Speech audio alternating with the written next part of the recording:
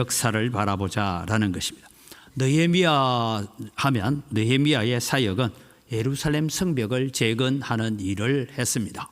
느헤미야가 했던 사역은 이제 스룹바벨이 돌아오고, 여러분 제가 이제 설교 시간에 자주 말씀드렸습니다만 스룹바벨이 돌아와서 그들은 성전 건축을 하는데 자그마치 20년이라는 세월을 더디게 했습니다.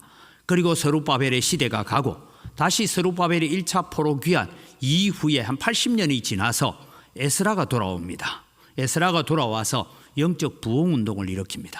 그런데 그 영적 부흥 운동을 일으켰는데 참 부흥이 잘 됐느냐 하면 그렇지는 못합니다. 다시 에스라보다 14년 뒤에 느헤미야가 와서 왜 우리나라가 이렇게 지금 영적으로나 여러 가지로 어려운 가운데 있느냐 하면 예루살렘 성이 무너져 있기 때문이다.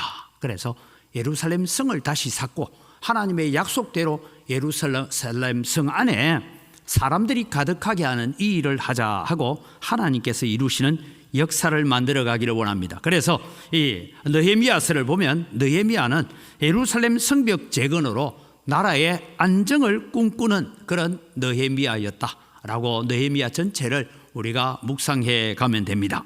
이럴 때에 무슨 일이 일어나냐 하면 방해하는 대적들이 일어났습니다.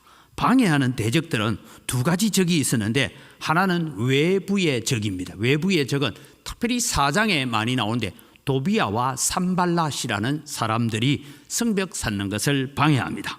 내부의 적이 있습니다. 내부의 문제는 뭐냐 하면 흉년이 있었고 빈부의 갈등으로 말미암아 내 딸과 아들을 먹고 살아야 되니까 내 동족에게 종으로 파는 그런 일들이 일어납니다. 그래서 이 문제, 내부적인 문제를 정리하기 위해서 이제 느헤미야가 개혁을 시작합니다. 그 다음에 여러분 오늘 본문에도 나옵니다만 이 대적들과 내통하는 내부의 적들도 있었습니다. 오늘 본문에 보면 스마야라는 사람이 나옵니다. 앞서 말씀 우리가 읽었기 때문에 읽지는 않겠습니다만 이 머헤다벨의 손자 들라의 아들 스마야가 어느 날 갑자기 외부 활동을 전혀 안 해요. 그래서 느헤미야가 야, 너 외부 활동을 왜 안 하냐 하고 물어봤더니만은 지금 저 산발랏과 도비야가 자객을 보내어서 느헤미야 너를 죽이려고 하니까 우리가 성전 외소 안에 들어가서 숨자. 이게 꼭 하나님의 말씀인 것처럼 얘기를 합니다. 그런데 여러분 성전 외소 안에는 느헤미야는 들어갈 수 없어요. 제사장들이 들어가는 자리거든요. 그렇게 유혹을 해서 느헤미야로 하여금 넘어지게 만들고 범죄하게 만든다. 그 다음에 여러분 여선지자 노다야라는 사람이 나오는데 노다야는 무슨 일을 했는지는 잘 모르지만 이 사람들도 느헤미야로 하여금 두려움에 빠지게 만듭니다. 그 다음에 여러분 어떤 사람이냐면 대적 도비야와 사돈을 맺는 사람이 나옵니다. 도비야를 사위 삼기도 하고 저쪽 딸을 우리 집에 며느리로 데리고 오기도 하고 내 딸을 저쪽에 주기도 하고 그래서 여러분 이 유다의 대적들하고 사돈 관계를 맺으니까 뭔 얘기가 많이 오고 가겠어요? 좋은 얘기가 많이 오고 가겠습니까? 안 좋은 얘기가 많이 오고 가겠습니까? 그래서 느헤미야에 대한 정보를 다 알려주는 이야기가 나오고 있습니다.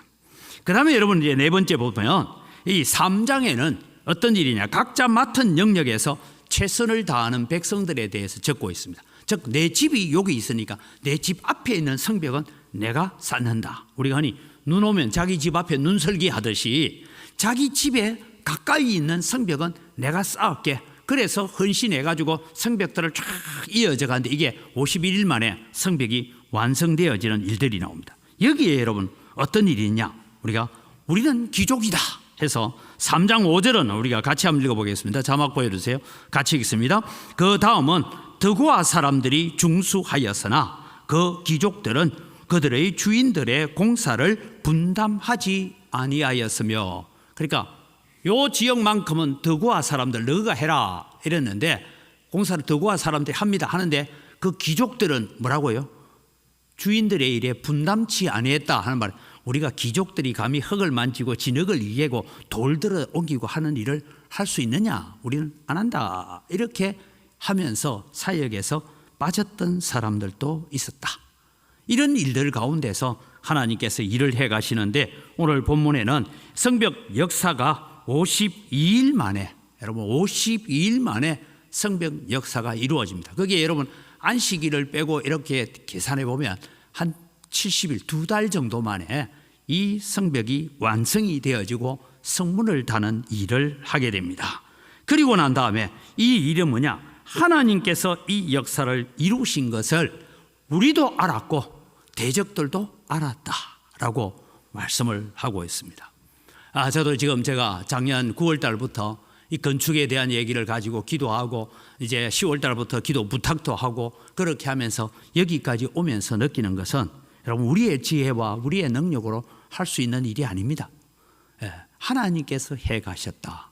여러분 제가 처음에는 이 조합 쪽에서 1월 12일인데 이 땅을 목사님이 사주면 교회를 이리 옮길 수 있겠습니까? 그래서 그날 저녁에 제가 긴급 당회를 모이기도 했습니다만은 땅을 살 수 있나? 여러분 13필지 땅을 한꺼번에 산다는 게 쉽지 않다는 거 아시잖아요. 중간에 누구 한 사람이 알박기 하고 이러면 안 될 텐데. 그런데 보니까 이제 와서 보니까 그 땅을 누가 사기 위해서 한번 휘저어 놓은 거예요. 휘저어 놓은 데다가 또 다른 사람이 들어가서 그러면은 우리가 이만큼 보상해 주겠다 하니까 다 팔고 나가겠다. 그렇게 돼서 땅들은 아직 여러분 우리 교회 명의로 등기가 다 넘어오지는 않았습니다. 아마 5월 초쯤 되면 등기가 완료가 될 것입니다. 이런 일들을 해가면서 오늘 우리는 무엇을 바라보냐?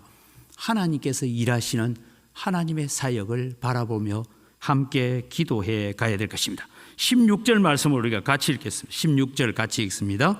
우리의 모든 대적과 주위에 있는 이방 족속들이 이를 듣고 다 두려워하여 크게 낙담하였으니 그들이 우리 하나님께서 이 역사를 이루신 것을 알미니라.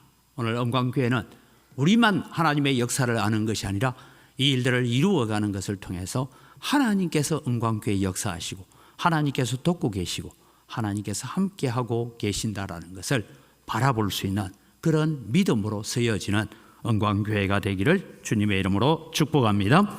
기도하겠습니다. 하나님